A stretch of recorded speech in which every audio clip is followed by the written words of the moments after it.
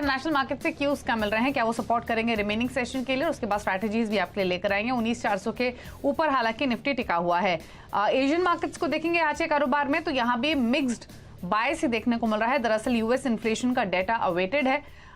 India में भी inflation के नंबर्स आने हैं और उससे ठीक पहले मार्केट थोड़े से चॉपी हैं। इंटरनेशनल फ्रंट पे भी एशियन मार्केट्स में निकाई 1% नीचे है, शंघाई 0.1% नीचे है, कॉस्पी हैंगसेंग में हालांकि खरीदारी देखने को मिल रही है 1% तक की। अमेरिका के फ्यूचर्स बिल्कुल फ्लैट ट्रेड कर रहे हैं, कोई खास एक्शन नहीं है। बिना बदलाव के डाउ फ्यूचर्स ट्रेड हो रहा है और नेस्डेक का फ्यूचर 15 अंक ऊपर है, तो कोई खास एक्शन आपको अमेरिका के फ्यूचर्स से भी दिखाई नहीं देगा। तो ऐसे में अब तक हुआ क्या है बाजार में, बाजार की बड़ी बातें आपके लिए लेकर आते हैं। दिन के ऊपरी स्तरों से निफ्टी करीब 80 अंक नीचे आया है। बैंक निफ्टी 70 अंक ऊपर आज के कारोबार में ट्रेड करते हुए दिखाई दे रहा है। मिड कैप्स भी जहां खुले वहां से थोड़ा सा हल्का हुए हैं और इस समय 80 अंकों के आसपास की बढ़त मिड कैप इंडेक्स में देखने को मिल रही है, जो कि 1/4% के आसपास की है। तो एक दायरे में कारोबार, एक कंसोलिडेशन मार्केट में हर पॉकेट में रिफ्लेक्ट होते हुए। अगर आप सेक्टर्स भी देखेंगे तो कोई खास डिसाइसिव सेलिंग या बाइंग देखने को नहीं मिल रही है। आईटी एक ऐसा इंडेक्स है सबसे ज्यादा कमजोर है। हेवीवेट्स के अर्निंग से पहले थोड़ा सा प्रेशर इंडेक्स पर। इसके अलावा एफएमसीजी थोड़े से दबाव में है। ऑटो, कंज्यूमर ड्यूरेबल्स और रियल्टी ये ऐसी पॉकेट्स है जहां पर फ्लैट टूवर्ड नेगेटिव बायस के साथ आज कारोबार दिख रहा है। खरीदारी कहां है? छोटे बैंकों में और साथ ही हेल्थ केयर स्पेस में, यहां बाइंग देखने को मिल रही है। तो अपॉर्चुनिटीज कहां है, इस पर करेंगे बातचीत, लेकिन फटाफट से एक बार एनएससी बीएससी स्टैट्स भी आपकी स्क्रीन पर ले आते हैं ताकि एक सेंस ये मिल सके कि आज इस दायरे भरे बाजार में मार्केट की ब्रेथ कैसी है। ऑल्दो स्मॉल कैप इंडेक्स ने नए हाईएस्ट छुए, लेकिन मिड कैप्स में भी कोई डिसाइसिव पॉकेट आपको आज दिखाई नहीं देगी जहां पर तेजी देखने को मिल रही हो। ब्रेथ आप देखेंगे 1553 स्टॉक्स बढ़ने वाले हैं, 1295 स्टॉक्स गिरकर कर रहे हैं कारोबार। शिल्पा राउत हमारे साथ मौजूद हैं, derivative lead analyst Prabhudas Lilladher से। शिल्पा नमस्कार, बताइए पहले तो क्या व्यू इंडेक्स पर रिमेनिंग सेशन के लिए? Good afternoon. इंडाइसेस की हम लोग बात करेंगे तो सुबह से ही हम देख रहे हैं कि दायरे में इंडाइसेस ट्रेड कर रहा है। पर्टिकुलरली बैंक निफ्टी का सपोर्ट जोन 43,700 से लेकर 45,100 जोन के बीच है, जहाँ पे ये कंसोलिडेट भी कर रहा है। और ओनली अबव 45,100 हम ऊपर के लेवल्स 45,500 से 45,700 तक का एक एक्सपेक्टेशन रख सकते हैं। लाइकवाइज अगर निफ्टी की बात करेंगे, निफ्टी 19,350 से लेके 19,500-550 के एक जोन्स में अभी कंसोलिडेट कर रहा है। यहाँ पे एफआईएस के लॉन्ग शॉर्ट रेशियो की बात करेंगे तो अभी भी दे आर लॉन्ग 72%, जो पॉजिटिव ट्रिगर है। यहाँ पे एक मे बी एक ब्रीदर है, जिसके बाद हम लोग वापस से एक ऊंचाई की तरफ बढ़ेंगे जो 19,700 19,800 तक के लेवल्स हमको दिखाएगा। ठीक है, स्टॉक स्पेसिफिक कुछ आइडियाज आपकी तरफ से? अभी के लिए एक बाय और एक सेल है। बाय रहेगा अशोक लेलैंड में। अशोक लेलैंड ने अपना एक वो रेंज जो 160 169 जो उसका 52 वीक्स हाई का एक जोन था, उसको स्ट्रगल करके अभी इसके ऊपर डिसाइसिवली ट्रेड कर रहा है। तो यहाँ पे 168 के स्टॉप लॉस से मुझे लगता है कि आपको लॉन्ग जाना चाहिए। रिस्क रिवॉर्ड बहुत फेवरेबल है, आपको आने वाले दिनों में ये 180 एंड अबव जोन्स पे भी ट्रेड करते हुए मिलेगा। और मेरा दूसरा भी सेल रहेगा बिरला सॉफ्ट में। बी सॉफ्ट यहाँ पे देखेंगे तो 360 में एक अच्छा खासा इसका रेजिस्टेंस है। जब तक ये इसको ब्रीच नहीं करता है तब तक ये एक बहुत ही सेफ सेल कैंडिडेट है। ऑन एवरी राइज आप इसको सेल कर सकते हैं टारगेट्स ऑफ 320। ओके, तो एक खरीदारी का ट्रेड, एक बिकवाली का ट्रेड बिरला सॉफ्ट है जहां पर आप बिकवाली के पोजीशंस बना सकते हैं। स्टॉक डेज लो पर कारोबार करते हुए दिखाई भी दे रहा है 349 के लेवल्स पर। तो चलिए, तो ट्रेडिंग स्ट्रैटेजीज की बात हुई, अब मिड कैप्स का हाल लेकर आते हैं। इंडेक्स आपको दायरे में कारोबार करते हुए दिखाई देगा, निफ्टी मिड कैप इंडेक्स, लेकिन पॉकेट्स देखेंगे तो शुरुआत करेंगे बैंक स्टॉक्स के साथ, क्योंकि छोटे बैंकों में जबरदस्त रौनक है। South Indian bank, Indian bank, JNK bank, central bank में तेजी 9% ऊपर साउथ इंडियन बैंक भी 3.5% ऊपर है। जेएनके बैंक में भी 3.5% की खरीदारी देखने को मिल रही है और सेंट्रल बैंक भी 2.5% ऊपर कारोबार कर रहा है। हेल्थ केयर स्पेस में खरीदारी, मार्क्सन्स फार्मा 9.5% ऊपर, आरती ड्रग्स 7% ऊपर, शेल्बी में 4% का मूव, अजंता फार्मा भी 2.5% ऊपर कारोबार कर रहा है। आईटी में आपको दबाव दिखेगा आज, अर्निंग्स से पहले दिग्गजों के नतीजे आएंगे तो उससे पहले थोड़ा सा लैक लस्टर मूड है, थोड़ी प्रॉफिट टेकिंग भी है। साइंट चला है काफी स्टॉक 3% नीचे, LNTI माइंट्री 2% नीचे, बिरला सॉफ्ट 1.5% नीचे, कोफोज में भी 0.25% की गिरावट है। कुछ और शेयर्स देखेंगे जहां पर आज खरीदारी है मिड कैप्स में, उसमें Aditya Birla capital, Lothar developers, Ashok Leyland और NHPC है। यहाँ थोड़ी बाइंग देखने को मिल रही है। कुछ लूजिंग साइड के स्टॉक्स लेकर आए आपकी स्क्रीन पर, तो उसमें हिंदुस्तान एरोनॉटिक्स थोड़ी प्रॉफिट टेकिंग आज के सेशन में, कल चले थे stocks. Aditya Birla fashion retail 0.2% नीचे, टाटा कॉम 1.5% नीचे और गुजरात गैस में 2.25% की गिरावट आज के सत्र में देखने को मिल रही है। अच्छा शिल्पा, फार्मा स्पेस से अगर आप देखेंगे तो यहाँ अच्छी बाइंग देखने को मिल रही है। कोई ट्रेड समझ में आ रहा है क्या? क्योंकि Marksans pharma, Ajanta pharma buying है इन स्टॉक्स में आज। अगर फार्मा सेक्टर्स की हम लोग बात करेंगे तो ओवरऑल बहुत सारे काउंटर्स में थोड़ा पॉजिटिविटी है, और ये डिफेंसिव प्ले भी रहता है। यूजुअली जब निफ्टी कंसोलिडेट करता है या फिर एक स्लाइड आता है तो फार्मा यूजुअली डिफेंस सेक्टर्स बन जाते हैं।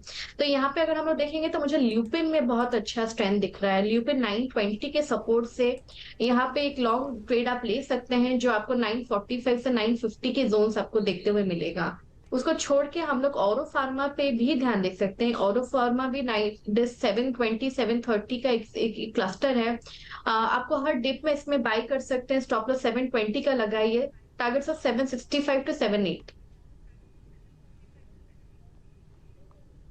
ओके चलिए, तो ल्यूपिन एक स्टॉक है जहां पर आप ट्रेड ले सकते हैं। यहाँ पर 930 के ऑलरेडी लेवल्स देखने को मिल रहे हैं, लेकिन एक अच्छी स्ट्रेंथ ये दिखा रहा है। अच्छा, मैज़गाउन डॉक पे एक रिवाइज्ड कमेंट ले लेते हैं। स्टॉक लगातार चला है, ये कल 10% के सर्किट पर था, आज भी 5% ऊपर कारोबार कर रहा है।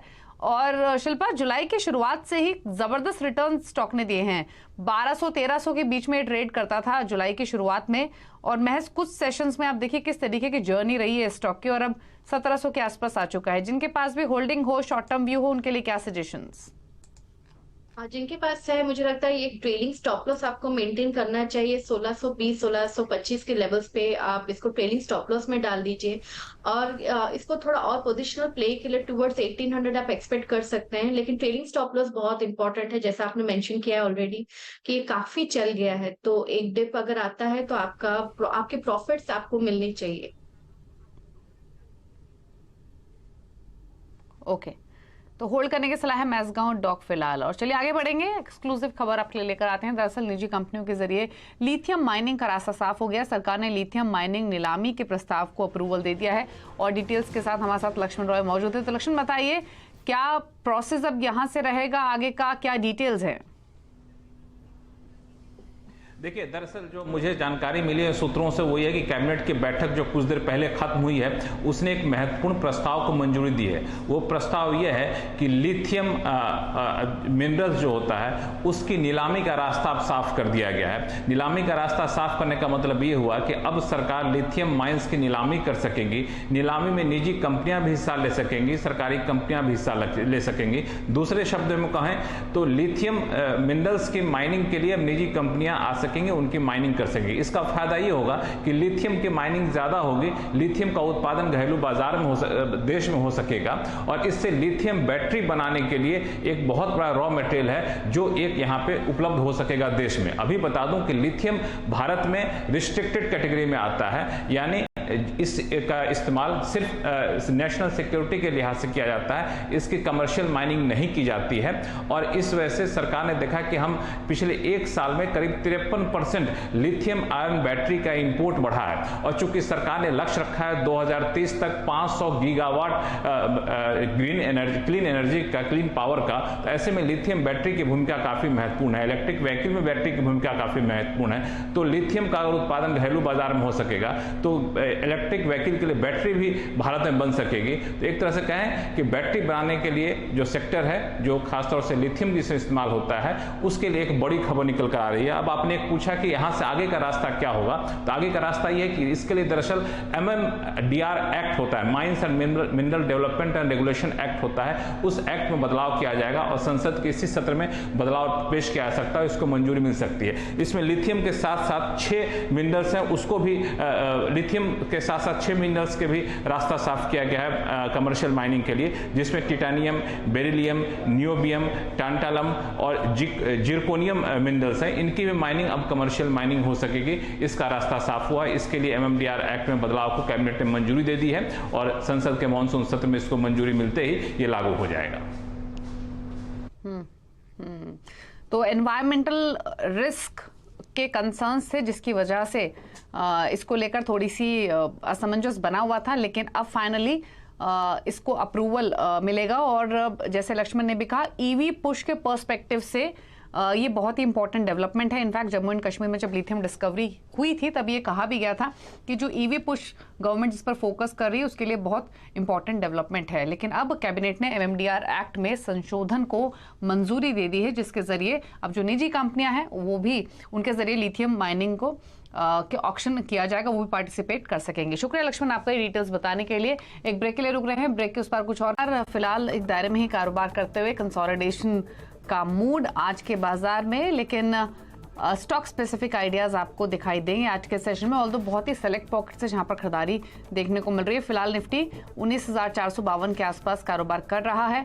मिड कैप स्मॉल कैप्स में थोड़ी बहुत हरे निशान में कारोबार होते हुए आज के कारोबार में देखने को मिल रहा है। लेकिन स्टॉक्स पर ही फोकस करते हुए शिल्पा से कुछ और स्टॉक्स पे राय ले लेते हैं।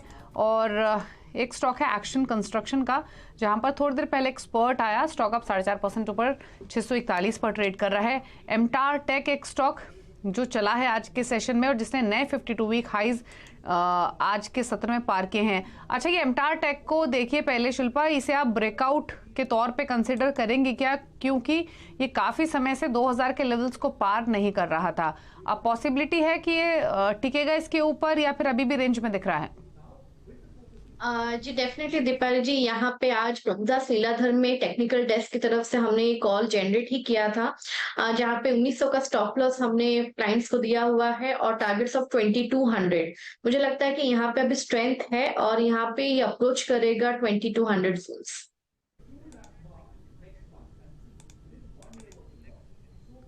ओके, चलिए, तो एमटार टेक 2052 पर ट्रेड करते हुए 2200 तक जाने की पूरी प्रोबेबिलिटी। लेकिन आगे बढ़ेंगे और बाजार के चैंपियन HDFC में आज ट्रेडिंग का आखिरी दिन है। 3 दशक में निवेशकों को दिया सालाना 16% का जोरदार रिटर्न। कल से HDFC के बाहर होने से बाजार में बड़े बदलाव आएंगे। क्या होंगे बदलाव, बताने के लिए सुमित मेहरोत्रा हमारे साथ मौजूद हैं। बताइए सुमित।